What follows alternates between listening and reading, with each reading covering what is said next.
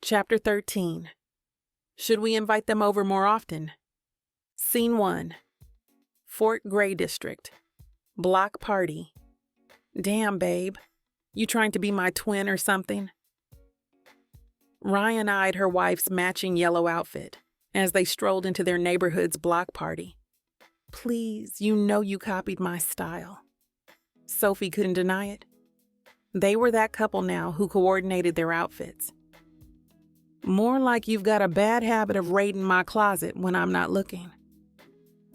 Hey, what's yours is mine, right? That's how this whole marriage thing works, Sophie baited, interlacing their fingers as they continued their leisure stroll through the block party. Ryan laughed, but she agreed they looked damn good together, blending right in with the colorful crowd and chill vibes of the neighborhood kickback.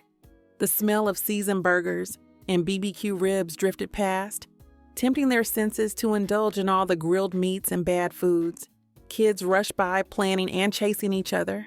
Adults were having fun dancing and chatting, and a DJ was blending mixes on the loudspeakers. It was a lot to take in. But her eyes drifted back to her wife, drinking in the sight of her. What? Sophie questioned, catching her stare. Nothing. You're just extra beautiful today. Ryan was sprung. Sophie had her wrapped around her finger daily, but something extra fly about her aura today made her knees weak. Her hair was laid, her outfit was popping, and she wore hardly any makeup. Sophie Wilder was fine as hell. Their stroll came to a sudden halt when a stray stream of water caught Sophie square in the face, drenching her from head to toe. Ryan whirled around, spotting a group of kids engaged in an intense water gun battle. The culprit, a boy with dreads, no older than 13, stood frozen. His water gun still aimed at Sophie. He looked terrified, clearly expecting an angry outburst, but she just threw her head back and laughed. The sound bright and carefree. She swiped a water gun from a kid ready for war. Oh, it's on now. The boy's face split into a relieved smile and he took off running with her hot on his heels. Ryan watched, shaking her head at her grown wife as she chased the kid through the crowd, both laughing and dodging. More kids joined the battle, and soon it was an all-out war. Sophie was in her element, ducking and rolling like she was back in basic training. Ryan, on the other hand, thought that she was safe just hanging out in the background. She was wrong. Damn, A sudden burst of water drenched her from behind. She twisted to see a snickering teenage girl, super soaker in hand and a Twizzler in the other. Hey, watch it, Sophie called out, appearing at her side. That's my wife you're messing with. Ryan appreciated this, but the feeling was short-lived. You call that a shot? Sophie raised her own borrowed water gun. Let me show you how it's done. Incoming. Then she unloaded a spray that caught Ryan upside the head. Ryan freaked out, swinging her arms wildly in a useless attempt to shield herself. All around, the kids cheered, their water guns now pointed at the bickering couple. The two found themselves in the middle of a full-on attack. Sophie was cackling, completely soaked, but loving every second of the impromptu water war. Okay, that's it. I'm out, Ryan finally cried, throwing her hands up in surrender. I think we've had enough fun for one day. Don't be mad, bae. I'm just saying, maybe it's time we let these kids get back to playing, and we need to find some sun to dry off in before we both catch a cold. Fine, Sophie sighed dramatically. I suppose we should go be responsible adults or whatever. They continued to wander through the block party, the scorching sun slowly drying their drenched clothes. A colorful, bouncy castle full of giggling toddlers caught Sophie's attention.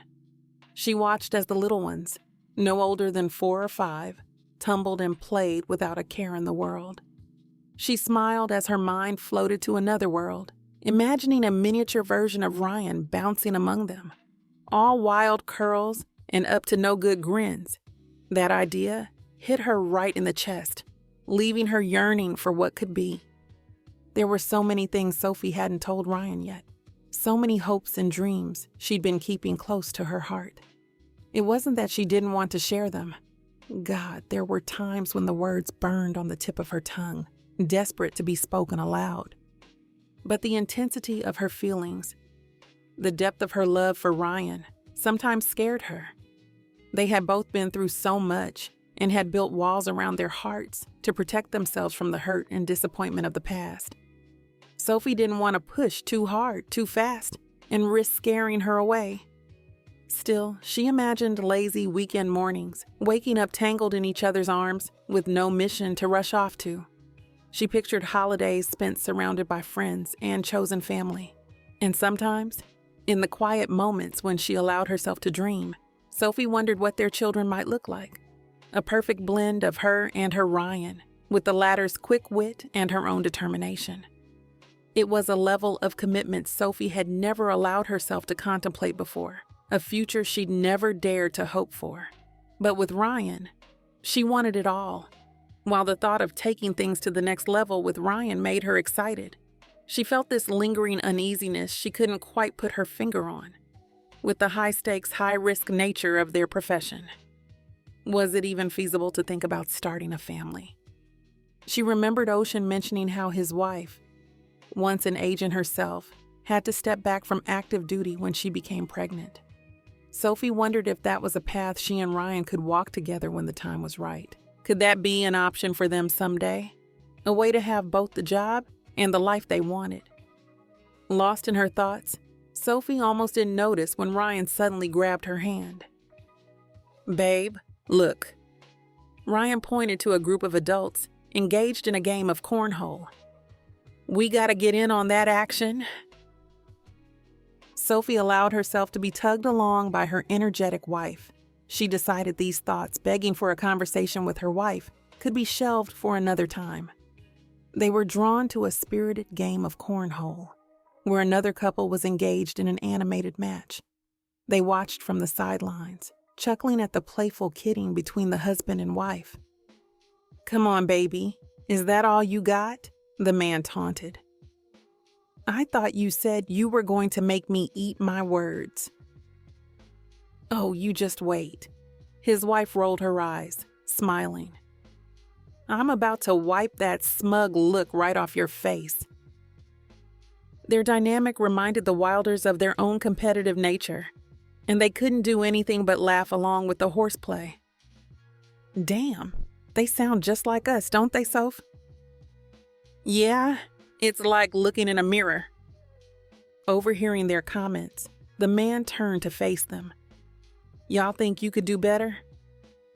Ryan was never one to back down from a challenge. "Oh, we don't think, we know.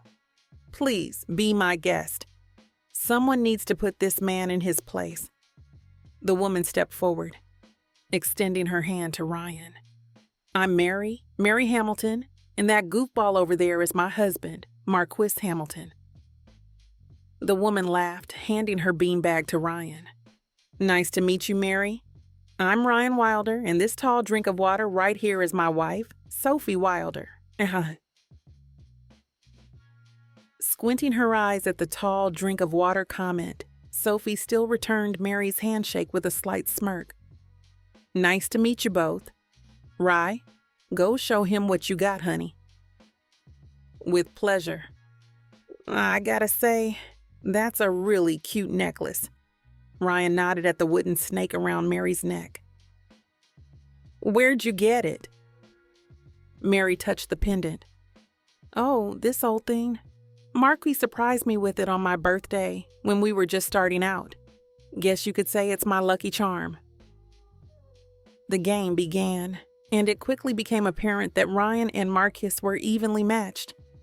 They cracked jokes and talked smack like they'd known each other for years. "Watch and learn, Wilder. This is how a pro does it." Marky lined up his shot and tossed the beanbag with a smooth arc, landing it squarely on the board. "Psh, you call that a throw? Watch this." With a cocky grin, Ryan grabbed a beanbag and whipped it across, putting a nasty spin on it as it slammed into Marquis' bag, bouncing it off the board. Now that's what I call skills, homie. Ayo, you trying to clown me now? Marquis let out a laugh, scooping up his beanbag. Bet. Let's see if you can hang with this fire.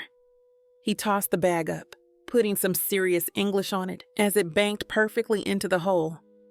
Nice one, sir, but don't get too cocky. I'm just warming up. Warming up? Nah, fam, you just got lucky with that shot. Don't get it twisted. See, that's where you're wrong. It's called natural talent. Look it up. Ryan tossed her bag casually, sinking it right next to Marquise's. More like beginner's luck, Marquis bantered back. Looks like you finally met your match, Rye. Sophie nudged her wife. What can I say? Game recognizes game, she responded. Eat, still focusing on the board as Marquis lined up his shot again with concentration. With a smooth motion, he released the beanbag, watching it sail through the air and land with a pleasing thud on the board, knocking her off. Hell yeah, he shouted, throwing his hands up. Not gonna front, Ryan. You got mad skills. Had me sweating for a minute. But the king of the cornhole still reigns supreme. Marquise, don't be a showboat, Mary hollered over their laughter. Marquis chuckled, offering his palm. Ryan met it with a loud high five. Nah, I'm kidding. I like you, Wilder. You're all right. Yeah, you just had luck with your aim this time. That's what I'm talking about. Aim and accuracy, baby. That's the key to success in this game. He turned to Mary. Just like in our line of work, right, babe? It's all about hitting the target no matter what. Their group conversation flowed easily as the couples chatted and joked, the game of cornhole becoming a backdrop to their budding friendship. Marquis, ever the storyteller, couldn't resist the opportunity to share a tale from his and Mary's recent adventures. You two ever been to the Bahamas? Mary and I just got back from a little business trip down there, courtesy of our renowned director. Sophie's face lit up, intrigued by the unfolding story. We visited recently, but it was a short trip. How was it for you? Was it all work and no play? Oh, you know how it is. We enjoyed ourselves for a bit, but for work, it was the same old, same old. When the big bat says jump, you ask how high, even if he's not exactly towering over anyone himself, if you get my drift. Mary gave him a light jab on the shoulder. Be nice. You know he's sensitive about his height. Okay, let's call him Little Bat then. The Wilders shared a brief, subtle look, silently acknowledging the potential significance of Marquis' comment. It was a small detail, but it spoke volumes about the familiarity and shared history. I think I know what you mean. Sophie and I work together too, and our boss is quite the stickler for team-building exercises in exotic locations. Plus, he can be a meanie sometimes. Ryan felt a natural sense of camaraderie with Marquis, his playful punches at his boss, and the mention of their business trip to the Bahamas struck a chord with her. It was almost like they were speaking the same language, sharing the same inside jokes. She saw an opportunity to build a connection, and besides, if she could make them all laugh in the process, well, that was just a bonus. Sophie knew Ryan's intentions were pure, but she also understood they were treading on dangerous ground. Every shared detail, every aware glance, felt like a piece of themselves being exposed. Nonetheless, catching the twinkle in Ryan's eyes, as if she were brewing up some clever shenanigans, Sophie couldn't resist being drawn into her infectious charm. With a look that screamed, "Simmer down," she tried to rein her wife in, but Ryan was on a roll now. But we've had our fair share of mandatory fun in the sun, all in the name of company morale, Ryan continued with air quotes. Yeah, Mary and I were on cleanup duty after a certain soldier took a big man down. He looked directly at Sophie. It was like someone had just dropped a bucket of ice water on Sophie. She felt like he was referring to their recent mission involving Whale. But how could Marquise know? The mission had been top secret. Sounds like you have quite the exciting line of work, Sophie offered.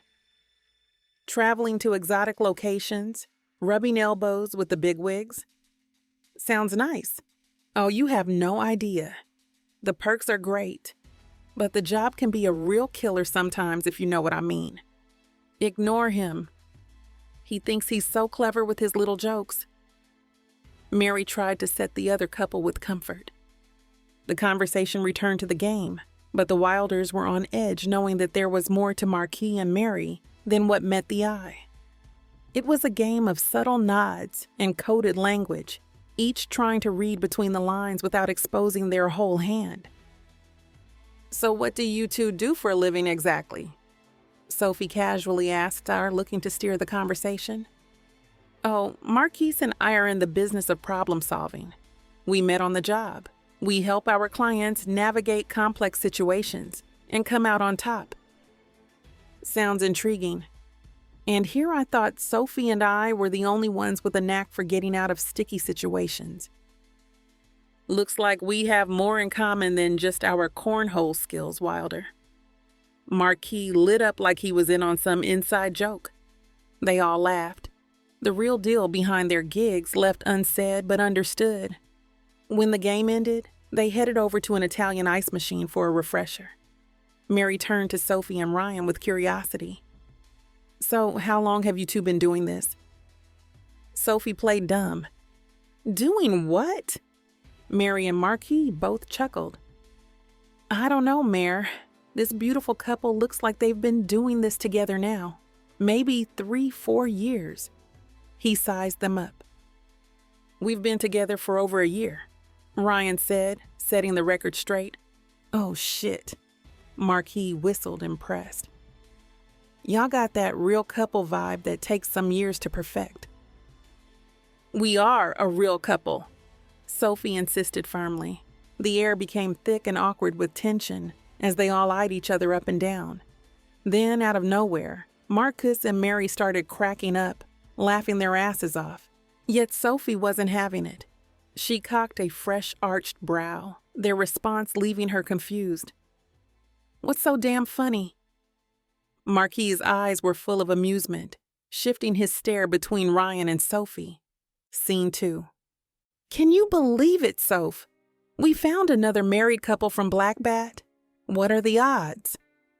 I know, right? It's like finding a unicorn in this line of work. I just really want them to like us, you know? I mean, they're high-ranking agents. They got their shit together. I want to make a good impression.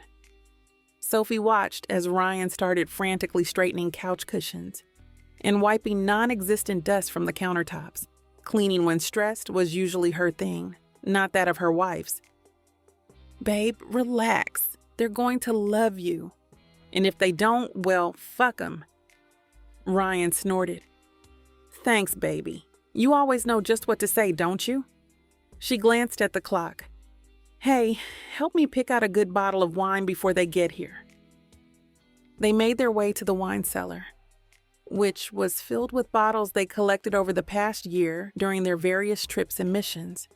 Ryan looked at the shelves, landing on a particularly high bottle. She stretched up on her tiptoes, unable to reach it. This is giving me some serious deja vu, Sophie mocked, leaning against the doorframe. Ha ha, very funny. Now, are you going to be useful or just stand there looking pretty? Ryan turned back to the shelf, expecting Sophie to reach over her and grab the bottle. Instead, the taller of the two crouched down and wrapped her arms around her knees. In one quick motion, she lifted Ryan off the ground, hoisting her up by the hips and knees simultaneously. Sophie, what the hell? Just get your bottles, woman, Sophie laughed, holding Ryan steady. Ryan snagged a few bottles of vintage Sassicaia they'd picked up on a mission in Italy. Sophie gently lowered her back to the ground. She cradled the bottles to her chest, Mary is going to love these. She said she and Marquise have been to Italy a few times. Luke only sent us there once, which I think is totally unfair. Baby, you know, we could go back to Italy together. Not for a mission, but just for us. I mean, hell, when was the last time we enjoyed each other's company without having to chase someone down a few hours later? Ryan's face lit up at the idea, but before she could respond, the doorbell rang. The panic returned to her face, and she fidgeted with the wine bottles in her hands. Slightly disappointed by the interruption, Sophie placed a calming hand on her shoulder. You've got this, Rye. We're great at making friends with other couples. We've never made friends with other couples. Well, today's the day. Sophie gently shooed Ryan towards the door. Ryan cracked the door and Marquise and Mary came through like a tornado full of energy. He scooped her up in a bear hug, spinning her around as if they were kids on the playground. Rye, it's so good to see you again. Marquis, put me down. You just saw me a few hours ago. You're gonna make me spill the wine. Sorry.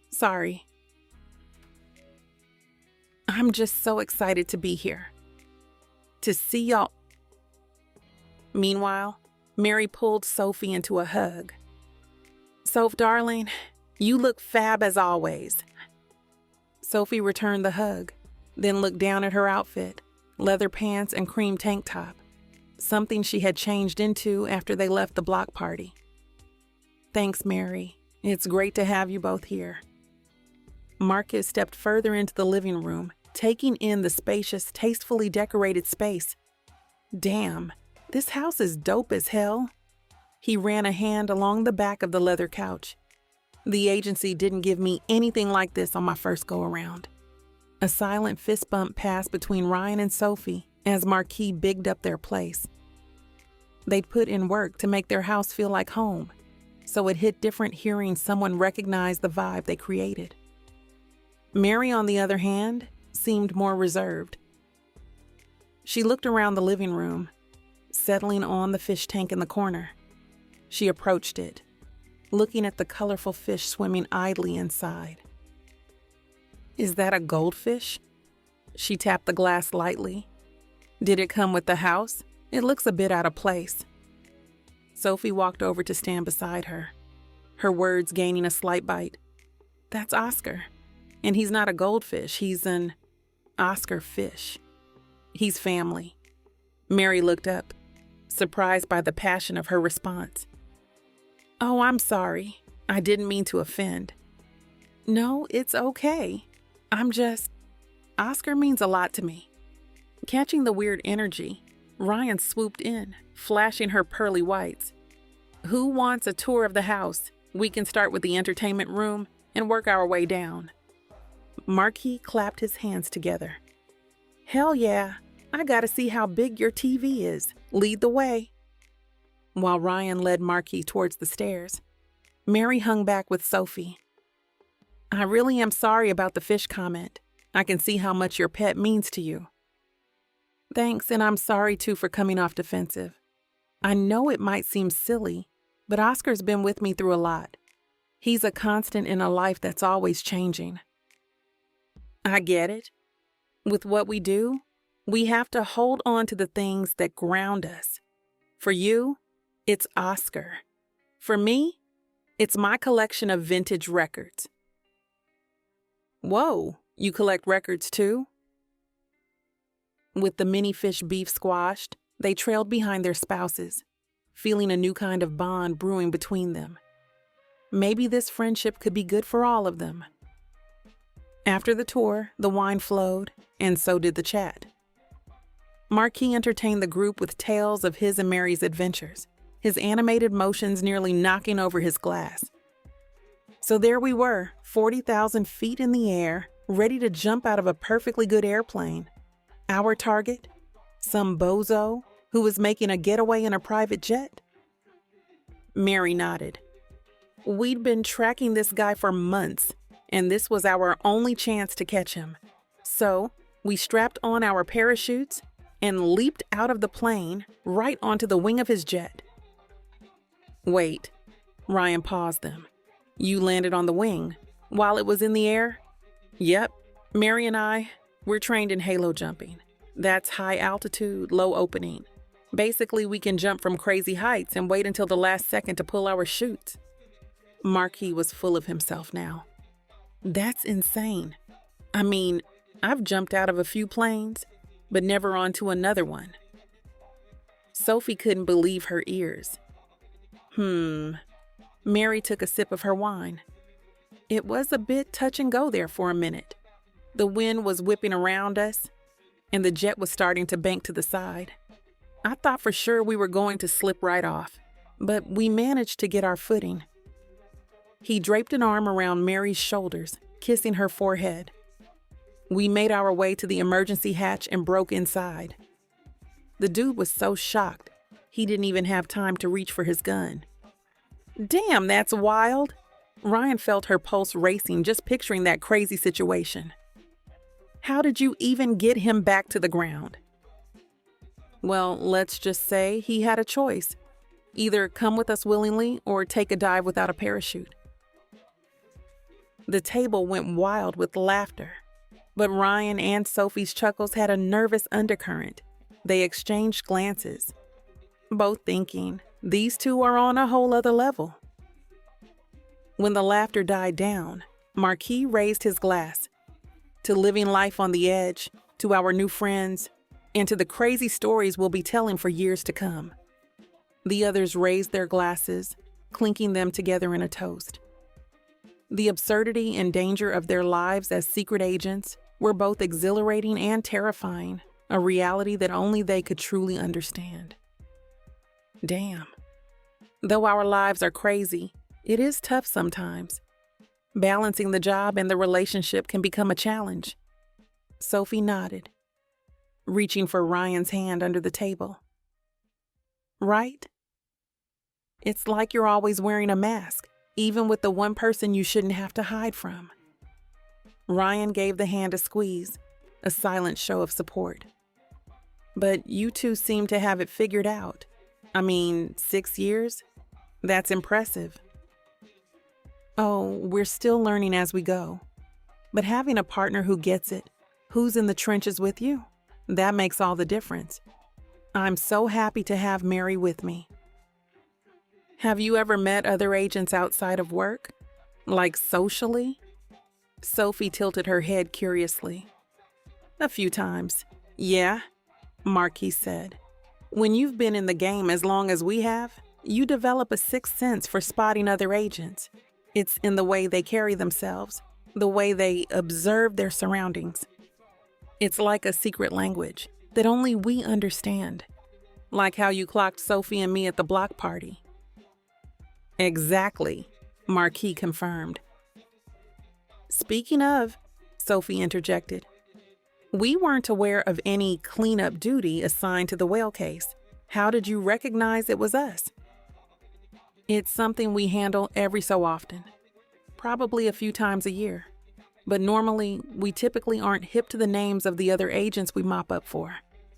Whale's been a real menace to the agency for years. I had to see who the heavy hitters were that took his ass out. We're senior operatives, so we get access to all the intel from missions and debriefs. Senior, huh? So what kind of missions do you take on? Ryan refilled everyone's glass. Let's just say that our last mission involved a certain dictator, a stolen nuclear device, and a high-speed chase through the streets of Cairo. But you didn't hear that from me. Shit.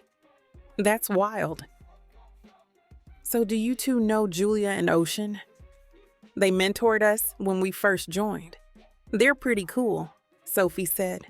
Marquis shook his head. Nah, not familiar with them. But we've always kept our work and personal lives separate. It's easier that way, you know? But with you two, it feels different. Like we don't have to hide who we are or what we do. I know we just met y'all, but I feel like we have a link already. We feel the same way, Ryan said. It's like we've all been through the same crazy shit. And that creates a bond that's hard to explain. But when you find people who get it, who've been in the trenches like you have, it's like finding a long-lost family member. You just click. You know. Exactly, Marquis confirmed. He then peered at Mary for a silent moment before turning back to Sophie and Ryan. So check it. We've got this mission we need to handle tonight. Tonight, Sophie piped up. It's already past 8. Mary shrugged with nonchalance. We've done worse before. Right, and I think you two should do it with us. It'll be fun. Plus, we could use an extra set of hands on this one. I'm not sure if we could. Come on, Marquis urged. Let's see what you guys got. The Wilders swapped looks that asked, should we or shouldn't we? Sophie rose to her feet. Let me talk to the wifey real quick. She nodded towards the stairs. Marquis raised his glass to them in acknowledgement. Take your time, but not too long because we have to leave in 20 minutes. Once inside the command center, Ryan began pacing. Okay, pros. We get to spend more time with Marquise and Mary, and it could be a great experience. Plus, if we impress them, it could lead to more high-profile missions in the future. Sophie nodded, chewing on her bottom lip. Cons. We don't know them that well, and we don't know the details of the mission. And it's super last minute. What if something goes wrong? We've handled worse with less notice. Remember that time delivering that bottle of wine? How could I forget? We nearly blew ourselves up.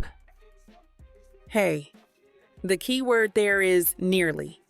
We still got the job done, right? Sophie dragged a palm down her face, letting out a long breath. Maybe we should call Luke and get his opinion. Nah, it's a Saturday night. Doesn't he have a life? We shouldn't disturb him. I don't know, Ryan. This feels like a big decision. Closing the gap between them, Ryan laced Sophie's hands with her own. Her wife met her eyes melting in that instant. Babe, when was the last time we did something spontaneous? Something that wasn't planned out to the last detail? This could be our chance to show Black Bat what we're really capable of. I'm so gonna regret this, Sophie mumbled, shaking her head. Scene 3. This is going to be so much fun. I can't wait to see what kind of trouble we can stir up. You know me, baby. I'm always down for a good time, especially when it involves some high-stakes action. Marquise's hand rested on Mary's thigh as he drove. Ryan leaned forward from the back seat. So, what exactly is the plan here? You guys have been pretty tight-lipped about the details? His eyes met Ryan's in the rearview mirror. All in good time. Just trust us. It's going to be a wild ride. I don't know, Marquis. Sophie was skeptical. We usually like to have a bit more intel before diving into a mission. Oh, don't be such a spoil sport. Sometimes the best missions are the ones where you just go with the flow and see where the night takes you. Sophie couldn't disagree more with Mary. Just as they pulled up to the dock, Marquise's phone rang with an incoming message. He glanced at the screen. Well. Looks like our plans just got a little more interesting. Mary leaned over, reading the message over his shoulder. No way. We finally got on the list for that swingers club event tonight at the dungeon. Ryan and Sophie traded confounded glances, trying to process this curveball. Marquis whipped around with a devious smile like he knew something they didn't. Change of plans, ladies. Mary and I have a little personal business to attend to tonight. Looks like you two will be flying solo on this one. Wait, what? You're just going to leave Ryan and me to handle this mission on our own? You'll be fine. Trust me. Mary was already unbuckling her seatbelt. Just look for the pig. That's all you need to know. Hold up. You can't just drop us off and expect us to wing it without any intelligence or backup. Ryan was not feeling this at all. Marcus reached into his pocket and tossed a couple of QECs at the perplexed agents. Here, take these. They'll keep you two connected. Sophie caught the devices. And what about weapons? We can't go in there empty-handed, Death. Pulling a duffel bag from the trunk, Mary handed it to Ryan. Don't worry, we've got you covered. Ryan unzipped the bag, ruffling through what was inside. A laptop, a few gadgets, and was that only a few guns? Okay, but seriously, what the hell is going on here? Y'all got this. Marcus smacked a hand on her shoulder. Just show Black Bat what you're made of. The wives were on the same page, thinking these people had seriously lost their damn mind. As if reading their thoughts, Mary laughed, grabbing a life jacket from the nearby boat and shoving it over Sophie's head. Safety first, right? Sputtering, Sophie tried to adjust the bulky jacket while shooting Mary a death look. Meanwhile, Marquis plopped a helmet onto Ryan's head, the oversized gear nearly swallowing her whole. There, now you're ready for anything. He stepped back to admire his handiwork. Ryan and Sophie found themselves sitting on a speedboat, feeling like two kids playing dress-up in their parents. Close. All right, y'all, catch you later. Marquis saluted as he and Mary turned to leave. I can't believe they're just abandoning us like this. Sophie watched them go. Yeah, and what's with all this cryptic look for the pig nonsense? Turning her attention to the speedboat's controls, she sighed. I don't know, but we better figure it out fast. I've never driven one of these things before. Wait, really I have? Grateful for her wife's experience, Sophie breathed a sigh of relief. Oh, thank God. I thought we were going to be stuck out here all night. Don't worry, I've got this, Ryan said confidently. It was only once, and it was kind of by accident.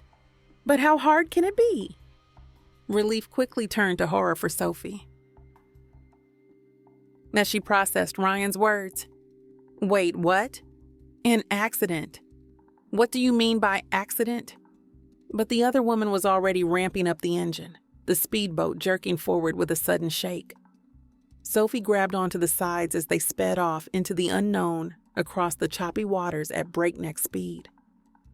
Gripping the steering wheel, Ryan had a wild smile plastered on her face as she pushed the boat to its limits. Sophie clung to the sides for dear life. Rye, slow down, she shouted over the engine. You're gonna get us killed before we even reach the damn island.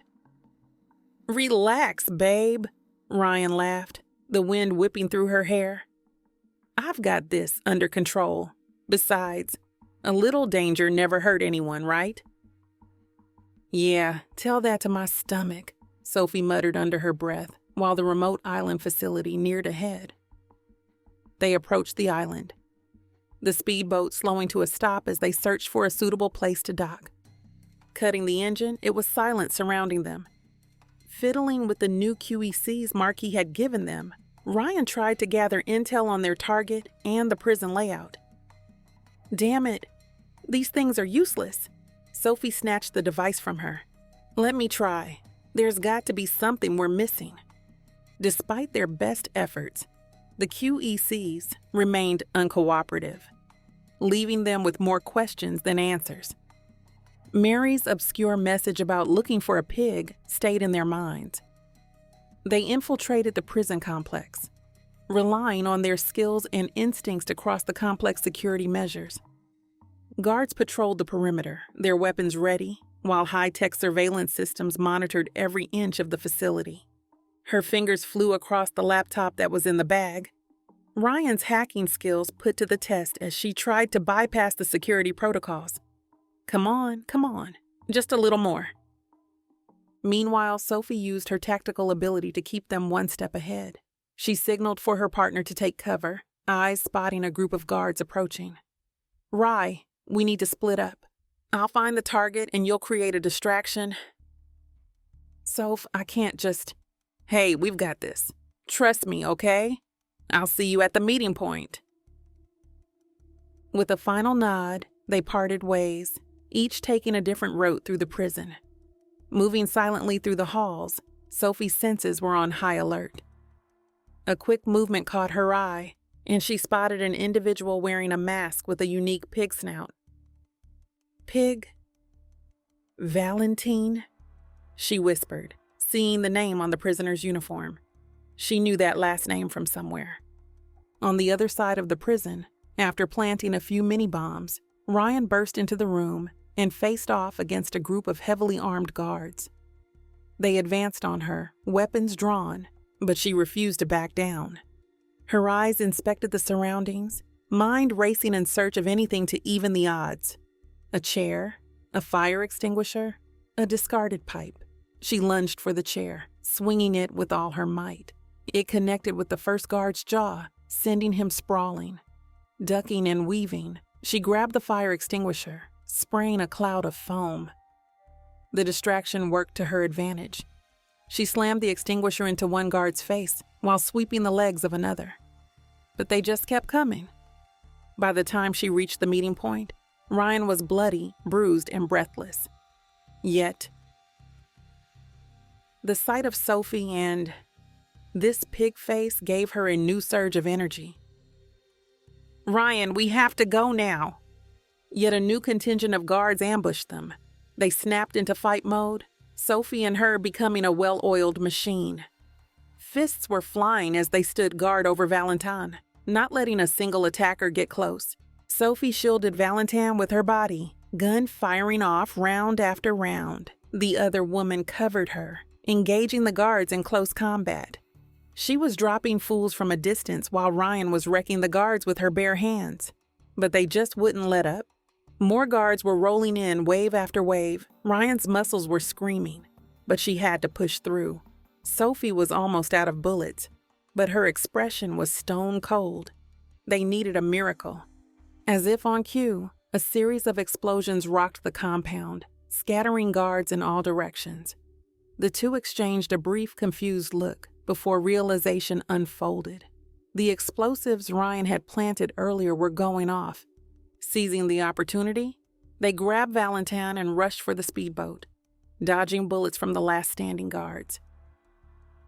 Sophie practically threw Valentine inside before turning to cover Ryan, who untied the anchor line as bullets came flying. The speedboat came to life, pulling them away from the pandemonium of the island prison.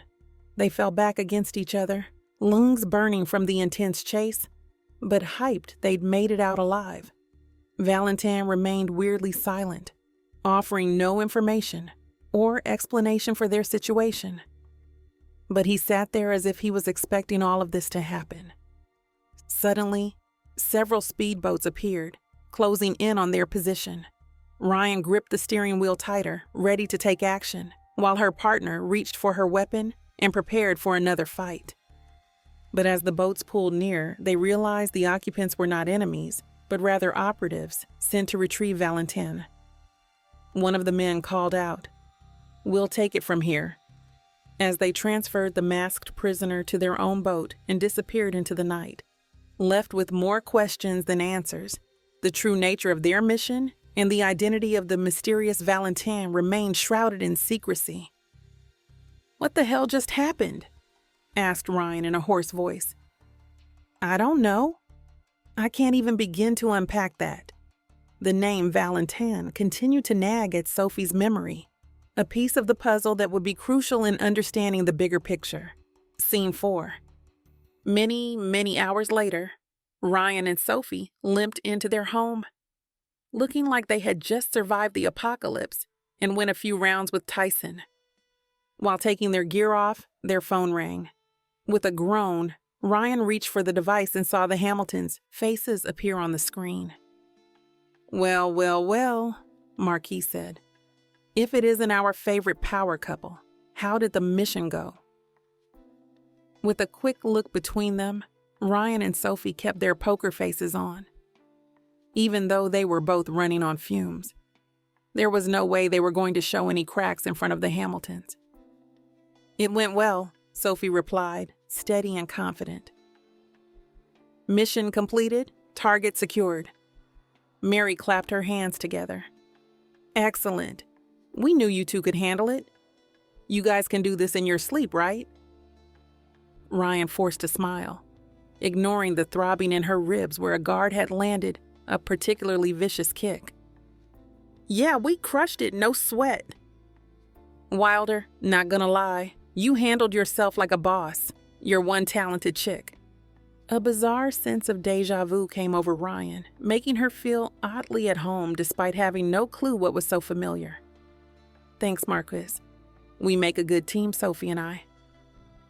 I can see that. You two, you've got something special. Don't let anything come between you, you hear me? We won't. Sophie's my ride or die. We're in this together, no matter what. Marquis continued. So look, let's keep this mission just between us. I checked in with a few of our black bat heads, and they said Luke would probably lose his shit if he found out we gave y'all the mission. You know how he's a stickler for order, so let's just keep this on the hush. I get it. What he doesn't know won't hurt him. At the moment, keeping things on the down low seemed like the path of least resistance to Ryan. She didn't want to deal with any potential unnecessary fallout. Sophie, however, was on a different page. What about using this mission to show him that we can take on harder assignments? She thought if they could show that they handled challenging tasks on their own, it might lead to more opportunities and trust from the higher-ups. Mary chimed in. Well, let's just use today's experience as something under your belt that may come in handy in the future. As the Hamiltons launched into a detailed account of their wild night at the club, Ryan and Sophie struggled to maintain their poise. They shared annoyed glances, silently conveying their frustration at being sent on such a dangerous mission without any proper support. Marquis and Mary continued to chat, recounting their evening of drinking, dancing, and orgies. Ryan and Sophie nodded along, making all the right noises of interest and agreement, but their minds were elsewhere. Finally, after what felt like forever, the call ended. A single shared look was all it took for their casual, unbothered demeanors to slip, exposing the deep-rooted tiredness and suffering underneath.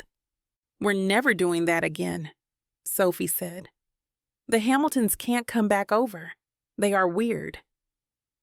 Aw, honey, they weren't that bad. Sophie just looked at her wife as if she had gone utterly mad. Perhaps Ryan was simply delirious from exhaustion, because what the fuck? After tending to their wounds and changing into comfortable clothes, Ryan and Sophie made their way to the movie room. Settling onto the large couch, Ryan swung her feet up onto her wife's lap, a request for one of her famous foot massages. Sophie got to work, her fingers working their magic on Ryan's achy feet. You know, for a crazy-ass dude, Marquis seems pretty cool, don't you think? Like, in another life, we could have been close. Ryan, he and his wife seem like they need to work on their social skills and how to play with others. And what's the deal with them not wanting to tell Luke about our prison break? I mean, we totally crushed it. Even with limited resources. I feel like Luke would be proud of how we handled ourselves. I know it feels weird to keep this from him, but I really think they have our best interests at heart. They seem to want to help us prove ourselves genuinely. How about this? If they start tripping or try to get us involved in some more sketchy mess, we're taking it straight to Luke, no questions asked. But until then, let's keep this between us and watch how it all plays out. Besides, there's something about them. I can't quite put my finger on it. You have grace for some of the most peculiar people, my love. As Sophie worked up her calves, Ryan felt herself drifting off, the stress and adrenaline of the mission finally catching up to her. I love you, she whispered, her eyes fluttering closed. I love you too, Rye. Couldn't do this life without you. While they lounged, Sophie's mind was still churning with questions. I just want to know what made them think that was okay. Do you think they do crazy stuff like that all the time, or Or drifting off, Ryan only managed a sleepy maybe in response. Pressing a soft kiss to her wife's ankle, Sophie didn't stop spilling about Marquis and Mary, her voice a calming backdrop as her wife finally relaxed, little snores floating around. She wondered about them. Did the pair ever long for something more than the craziness that seemed to define their lives? Did they dream of first baby steps and first toddler words, of little hands reaching for them in the night? But as she reached over and smoothed back the wild curl resting on Ryan's forehead, a scary-ass thought slipped into her brain, uninvited and unwanted. In this messed-up world where trouble was always a step away, where any job could be their final curtain call, would it be selfish to even daydream about bringing another life into this circus?